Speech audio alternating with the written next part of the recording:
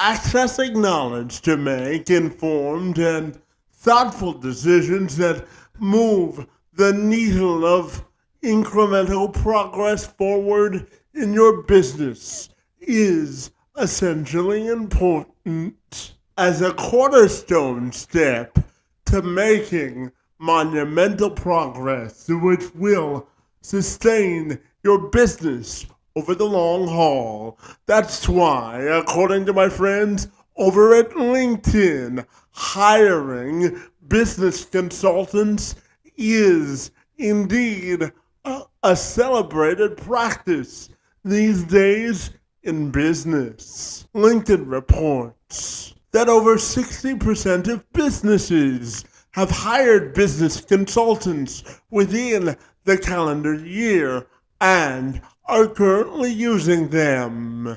The top reason businesses agree to hire consultants is to access specialized experience and expertise at a rate of 70%. Rounding out the top three include gaining an outside perspective at 52% and gaining access to more internal resources at a clip of 44%. Meanwhile, the Bureau of Labor and Statistics reports the consulting industry is expected to grow. The business services industry is expected to add a total of 1.6 million new jobs by the end of 2028. That is substantially good news for my friend Stephanie Warlick. She's got more than 30 years of experience in business consulting, human resources, and organizational culture. She is the founder and CEO of 5 Foot View Consulting. Stephanie and her team support small businesses, fractional chief operating officers, and CEOs, HR executives, and integrators to scale their startups and make sure that they have a solid organizational culture to grow and expand and impact as many people as possible. And she joined me this week to tell me more. I'm Kevin McShan. Let's have this conversation.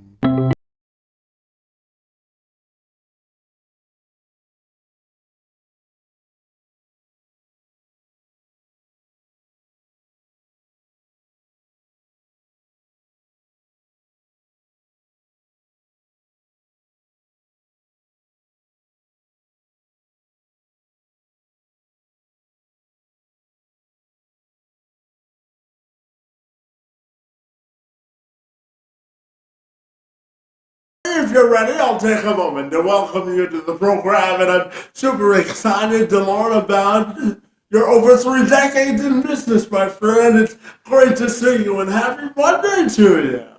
Happy Monday.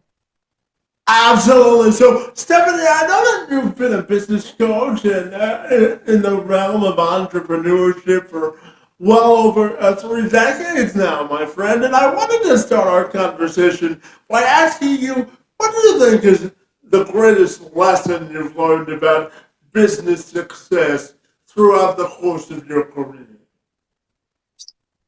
I think the greatest thing that I've learned is to select the right people to surround me that optimize my success.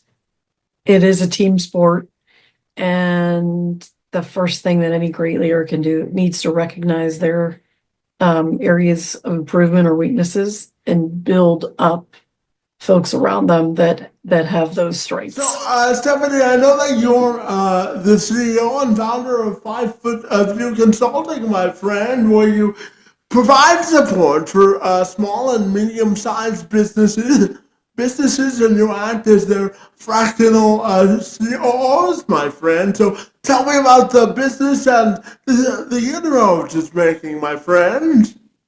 Yes, it's a great business. Not just my business, it's a great activity. I love it. It's my dream job. So 5 Foot View, where I serve as a fractional chief operating officer or an integrator for those companies that are operating on the EOS methodology, that stands for Entrepreneurial Operating System. I go in and I take the burden and fires off of owners and visionary shoulders on a daily basis, and I solve problems for them so they can stay focused on the areas that they love and are best skilled in performing. And what inroads have I been making? I've got a lot of happy clients. And the vast experience that I have in anywhere from finance and HR and recruiting to contracts and sales operations and so forth allows me to have a breadth of experiences to really help relieve them. And it's a great feeling. Yeah, and Stephanie, I'm curious to know, well, when we talk about business inclusion, how do you think we can diversify business opportunities to give more opportunities for diverse groups like people with disabilities or other marginalized groups? What are your thoughts there? That's a great question, and I'm so glad you asked. I wrote a book last year called Digital Accessibility, a guidebook for inclusive communication in the workplace. So I'm a big proponent of believing that increasing our digital accessibility so that we can communicate more effectively in the workplace for individuals that are hearing impaired or visually impaired or blind and deaf is a great way to increase our inclusion. Yeah, absolutely. And well, in terms of being a leading sort of business voice from the female perspective, I'm curious to get your thoughts on, business empowerment for women and how it's evolved over the years. What are your thoughts there? This is a really interesting question. I have been asked this question before, and I can honestly say that I have not ever felt that I didn't have empowerment as a woman. I know lots of women have. I'm grateful that I have not personally experienced that. What I have experienced, and I don't know, I guess a good thing to explore would be for me to go back and is it because um I'm not a girly girl. And the guys have actually said you're one of the guys, Steph. I don't know. I'm not really quite sure why that is, but I can tell you that in the workplace, women not supporting me when I come into their place have been non-inclusive and not opening and not supportive because I've come in with a higher salary or title or something like that. And so that has been a lot of work in my career to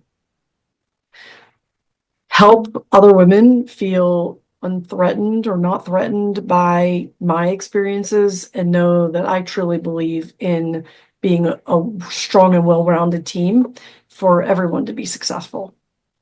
Yeah, absolutely. And Stephanie, I'm also curious to ask you about the changing landscape of business. How do you think business has sort of evolved to change with the times over the years? I'm fascinated to get your answer there. Yeah, for certain leadership styles have had to evolve and change. I mean, it's not dictatorship type of I'm the boss and I said do this. It's much more collaborative. Employees expect to have a say.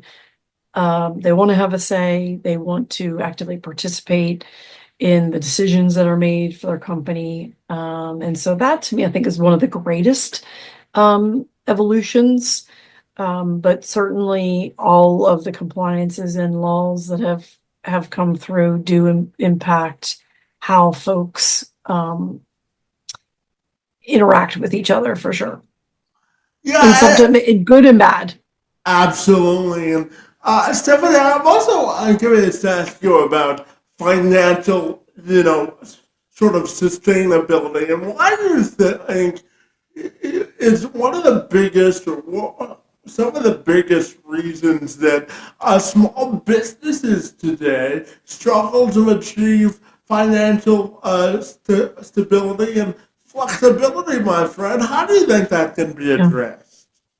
Yeah, I think the biggest challenge, and I was guilty of this as a small business owner, when you wear many hats, you have a lack of time to do things like plan. You're just in react mode to service clients, produce the product, make the invoice, do the quote, whatever the case may be. So financial planning is the one thing that a lot of small businesses don't do. And with appropriate financial planning, and it doesn't need to be any more sophisticated than this is what I expect my basic expenses to be each month. Therefore, I need to make X amount, Y amount per month to keep the lights on, and everything else above that is profit. It could be as simple as that. But that lack of planning is really, to me, and then because of that lack of planning, overspending or taking on overhead that is too great for what the business can sustain at a given time. So slow growing is critical in the early stages. Yeah, absolutely. And Stephanie, what do you think is the biggest lesson that a bigger or larger corporations can learn from small businesses today? Yeah, I love small business, and I think what gets lost when we move to medium and large business is process. I'm a huge believer in process, but process still needs to be agile to allow for quick movement. And I think that really is one of the beauties of a small business, is that decisions can be made quickly without getting too mucked up in the bureaucracy of approval levels throughout an organization. So keeping that nimbleness as a larger company is really crucial to staying effective. Yeah. Yeah, absolutely. And, Stephanie, I also wanted to talk to you about, facing significant challenges from an economic standpoint for a small business, with the change in administrations and the talk about tariffs and the freedom of movement of goods and all the rest of it. I'm curious, how do you think it will affect small business moving forward? And when you look at the landscape of small businesses, what other challenges do you think most small businesses are facing today, my friend? Yeah, I do think it's going to affect small businesses. I know my husband's industry right off the bat, where promotional marketing goods are imported every day. From countries that are receiving tariffs. So it is going to affect the cost and the timeliness of products if we can get them at all. So lots of businesses are going to see that, and I recommend diversification. I'm always a big believer in any industry to ensure that all your eggs aren't in one basket. Having a diverse set of suppliers for all the different products in different regions because of weather-related issues is always a good idea.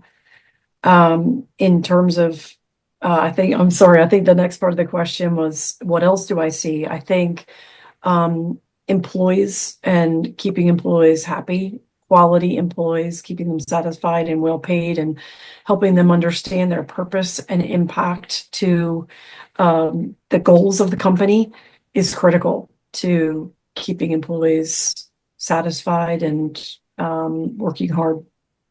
Yeah, absolutely. And you led into my next question because I wanted to ask you about engagement. If you're not motivated to be at work, your productivity suffers. So I'm curious to ask you about how do you think we can better engage employees? And I always tell business owners that if they can make the people that work for them involved in the decision making or leadership process, they have a better shot out of having their employees or workforce engaged because they're invested in the outcome in some way. And I'm wondering your thoughts on how we can better sort of improve employee engagement from that standpoint. Yeah. Engagement is more and more being tied to purpose and individuals feeling that there's a greater good to the work that they're putting forward. So it's not just that I'm working 8 hours a day and grinding it out today and I'm going to collect a paycheck in a week or two. It's really seeing that it has an end objective that they're contributing toward. So keeping that in mind, as an example, recently at a retreat with my clients, we took the 1 year goals and each person identified what of the company's 1 year goals they could contribute to. Some people had, 3 of 8, some people only had 1, and that's fine. But everybody found at least one of the corporate goals that they felt that they were directly contributing to. And then we asked each person what they needed to do to be successful in accomplishing that objective and how could we support each other. And it was super powerful. Each person walked away saying, I am a direct result of whether the company goals happen this year or not. And so I encourage exercises like that to help employees see the vision of how they are impactful to the end goal. Yeah, absolutely. And, Stephanie, I asked you earlier broadly about small businesses and how they can affect or support marginalized groups, including folks with disabilities. But I wanted to more specifically ask you about how do you think small businesses could improve their productivity or production by hiring folks with disabilities? Because, oftentimes they want to prove that they can do the work and they're reliable employees, my friend. So how do you think small businesses can use individuals with disabilities as an asset or an ally to their company? What are your thoughts there? Yeah, so my belief is that we should hire on merit, and if we hire on merit, we will always have a diverse talent pool because talent is evenly distributed. So what companies can do to increase their strength and open up to individuals with disabilities is eliminate their bias. That's really what is occurring. We being many companies will say, hey, everyone's welcome, come on in. But then a judgment or bias is made. Oh, this person is going to have trouble walking through our halls, or that person's not going to be here at our meetings. I don't know if they could participate, or that person has a visual impairment. How the heck are they going to get their work done? And we make judgments. Able folks make judgments as to whether that can occur, and they're usually incorrect. Because brilliance comes in all shapes and sizes, and we do know that diversity breeds successful cultures. So my encouragement for businesses is to be open-minded and eliminate our biases at a leadership level, as well as training for our staff, so that we can open up our doors a little more widely and allow for that diverse talent pool to come to the table. Yeah, absolutely. And Stephanie, I know that you've written an international best-selling book called The Dark and Silent Office, my friend, which is a digital accessibility guidebook for inclusive communication in the workplace, my friend. So I'm wondering if you could tell me about the endeavor and why you wrote the book in the first place, and what you hope people get out of it, my friend. Thank you for asking. Yeah, why did I write this book? I was serving as a chief administrative officer for a digital accessibility company. Digital accessibility, you probably know, but let's just make sure audience knows, is making websites available visually or auditorily to individuals that might have a visual impairness or hearing impairness. And what I realized when I started working for this company and collaborating with my coworkers that were blind or deaf, that I did not know how to communicate with them. And I was embarrassed and ashamed. I had not worked with an individual or individuals that were blind or deaf in the past. And I needed to change my method of communication so that I could speak to my team. And so fast forward, after leaving that organization, I thought to myself, I reflected upon this concept that I had gotten to be a 30-year professional. I was certified in human resources, made it to the C-suite, but I did not have these skills and abilities. And so I thought there's got to be a gap out there. And I call that standing in the gap, where I look at a problem and a challenge and I try and solve for it. That's a concept that I often teach individuals to be more successful in the workplace and use that as a leadership tool. And so I wrote the book so that other HR professionals could learn ways to be inclusive in their communication in the workplace. I call it digitally, but it's really about content accessibility. And that is making emails and Excel spreadsheets and documents that we print out and pass around the office, making those types of documents, the actual tools that we use to communicate on a daily basis with our peers, to make them accessible. And I promote that when I speak about my book, about how each person can have an impact on a daily basis by being more inclusive if they adopt these low tech, no cost, easy to use tools. Yeah, absolutely. No, Stephanie, you said something earlier that I agree with you on. You said that talent is equally distributed, but it's also my belief that access to opportunities sometimes is not, my friend. So how do you think we can be more cognizant in the business community to unlock more diverse opportunities, my friend? Fred, how do you think we can close the labor skill and opportunity gap? What are your thoughts there? I do think that removing biases, and just allowing all doors to be open and not say that they're open, but they're really not. Or putting our money where our mouth is, and that is, if we say that we all are welcome, let's say for a particular scholarship or training, that when the door is open, we don't close the door as soon as someone that doesn't look like us or sound like us or walk like us, and I say us, in general, what people perceive to be normal, with individuals make decisions out of fear or love, usually, and fear drives our biases, which are unwarranted. I think we all have a responsibility to get rid of those biases, conscious or unconscious. And Stephanie, I also wanted to ask you about the idea of sustainable growth in business and in leadership. What do you think it means to be an elite leader in a business who's always looking to engage and grow, my friend? What are your thoughts there?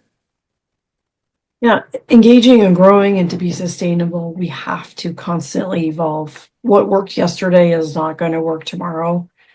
And so leading with growth mindset and being able to take risk, moderated risk, contemplated risk, to challenge what has been going on and how we can improve processes and systems, is that evolution is necessary for any company to sustain what's going on, because the pace of course, AI, which, I'm sure we're all a little bit tired of hearing about, but the pace is astronomical, and we do need to put measures in place to keep up, or our business will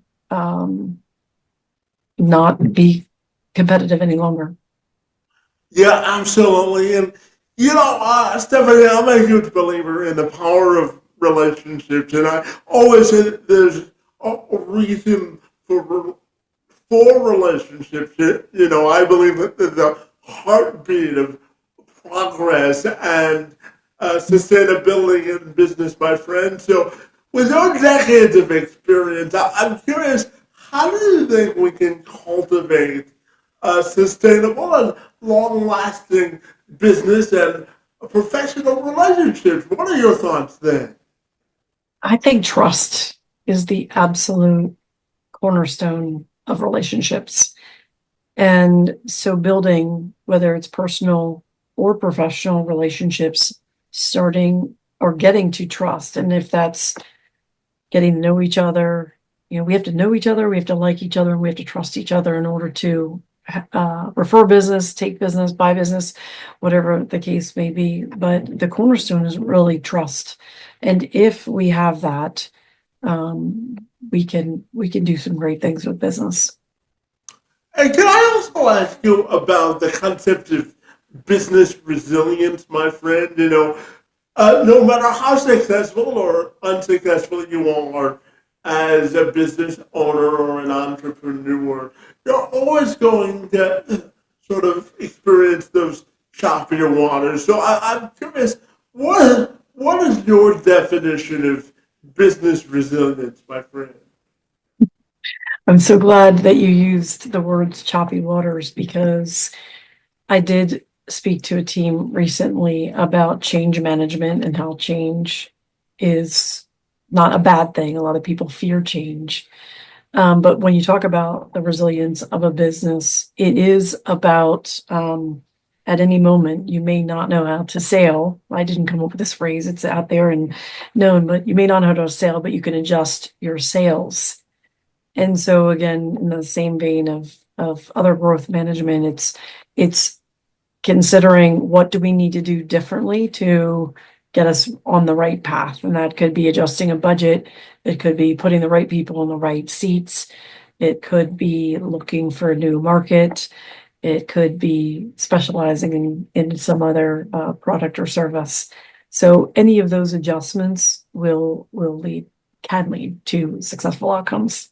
Yeah, and I'm also because I'm always constantly learning. So to do this myself as a public speaker about talking to businesses about how to start conversations and sustain them for both maximum productivity, growth, and impact. So I'm curious to ask you, Stephanie, what do you think is the best way to have a conversational icebreaker to sort of not sound so salesy, but also sound authentic as well? What are your thoughts there? My approach is adding value. So I don't like selling at all.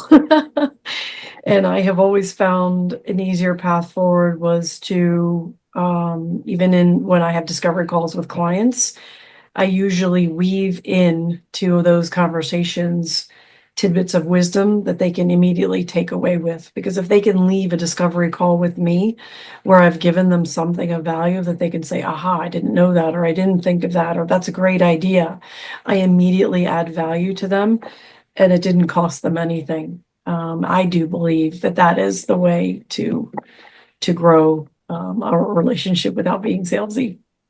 Absolutely. And Stephanie, I was curious to also ask you about high-level consultants who merely prescribe solutions because I know that you're not that type of a business coach or consultant. You really like to get in and get your hands dirty when you work with businesses and really understand the ins and outs of the business.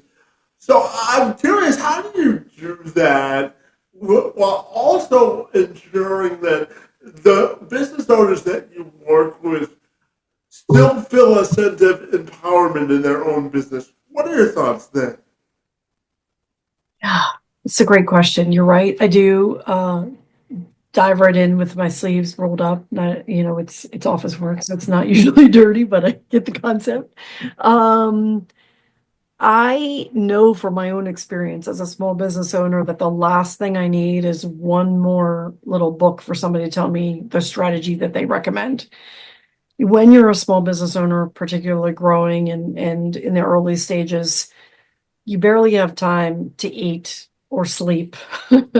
Like your basic needs are not met on a regular basis, not to mention any downtime with family. And that's just the way it goes, usually for a few years, unless you're super lucky.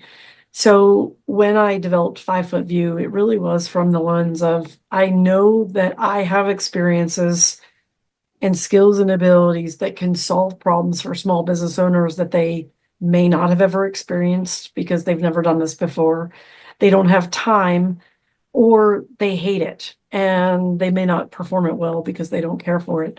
So if I can get in and solve the problems, and I do that by diving in headfirst and just embed myself. Again, how do the owners do it? It's really when I get contacted, it's because a small business owner knows desperately that they need help. They need something off their shoulders, off their head, off their hands, whatever the case may be. And they're just desperate for help, and to find someone that has the confidence and knowledge to at least weed through and filter through challenges and problems to elevate the ones that are more critical and stay focused on the priorities. Small business owners are usually really grateful for that. And immediately adding value just helps kind of sustain that, like, oh gosh, here's more. You fix that, here's more. Well, it's like in sports, the more you can do, the longer you stay on the field, right? It's kind of the Yeah, same concept, right? that's right. And again, you've got some great phrases that you use that are really that resonate with my messaging. So when you say on the field, I will tell you, I started playing softball in 6th grade, only for a few years, but I was the rover. And my stepdad was our coach, and he would run me around the field to catch the ball because I was really fast and aggressive in sports, and I could play the whole field. And so if anybody was out at a particular position, I could go play that position. Well, fast forward to the workplace.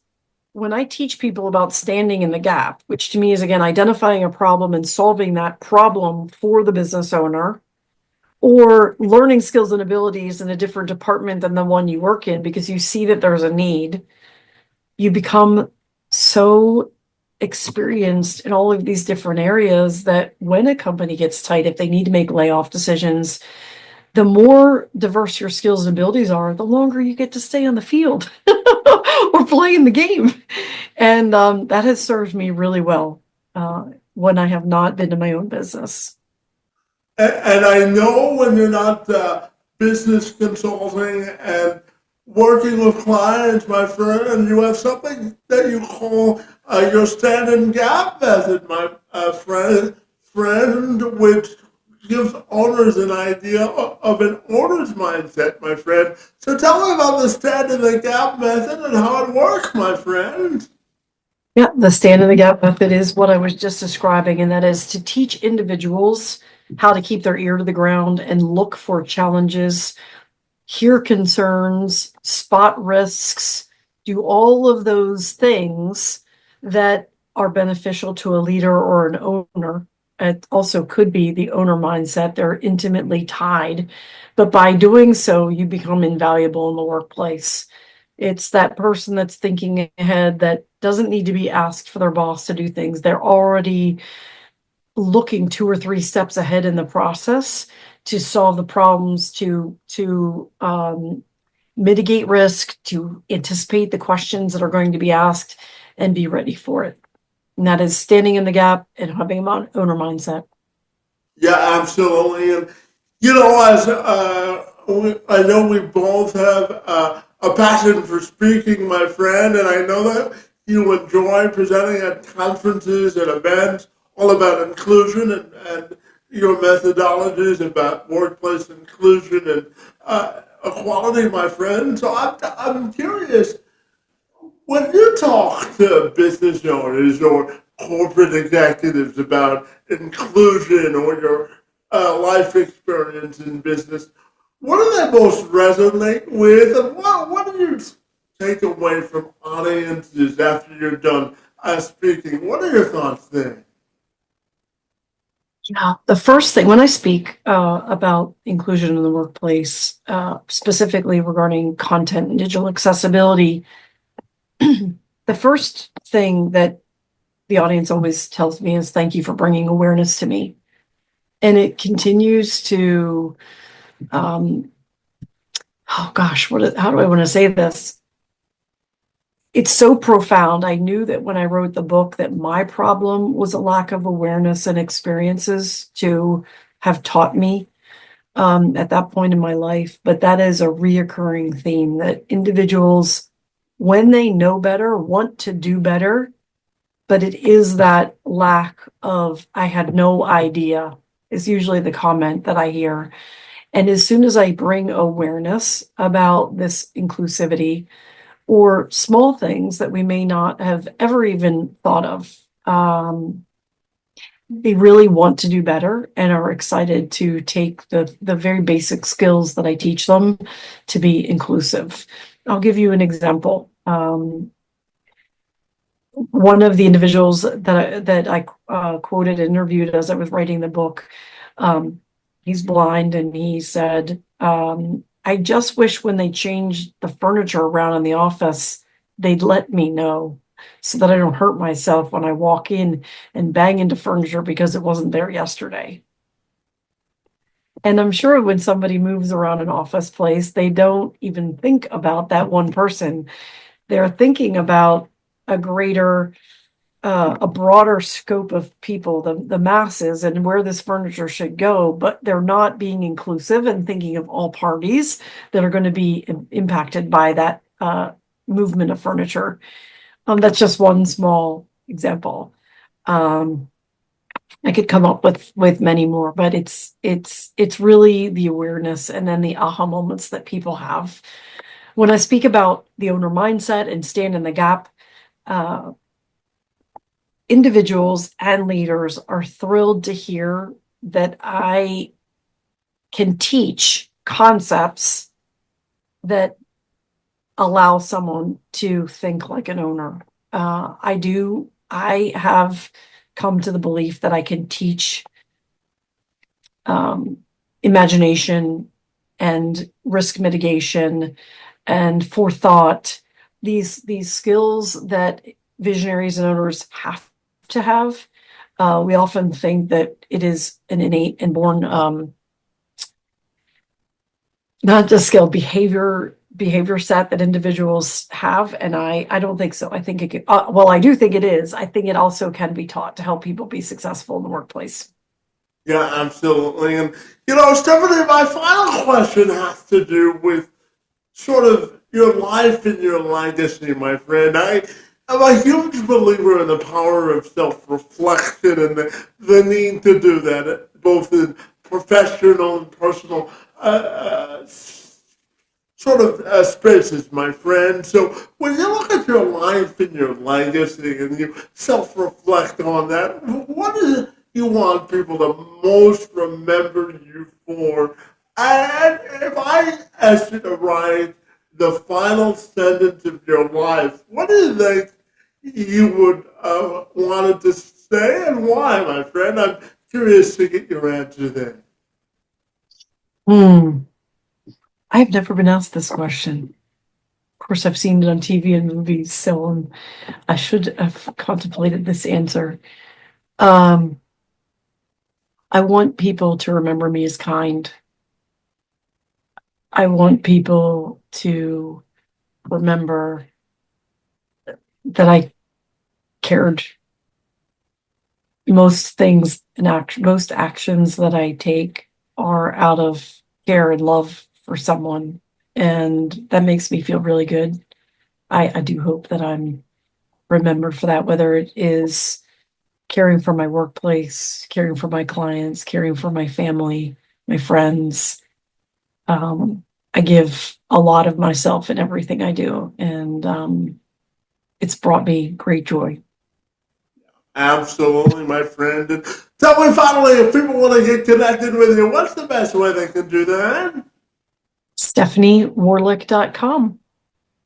Well, that's simple enough, my friend. And I I certainly have enjoyed our diverse and wide-ranging conversation about business inclusion and collaboration, my friend. I think that you've certainly made tremendous inroads in the field of business inclusion, and I want to applaud you for the effort and commitment and clear passion you have on the subject, my friend, and I want to thank you for engaging in conversation with me this afternoon. It's most appreciated.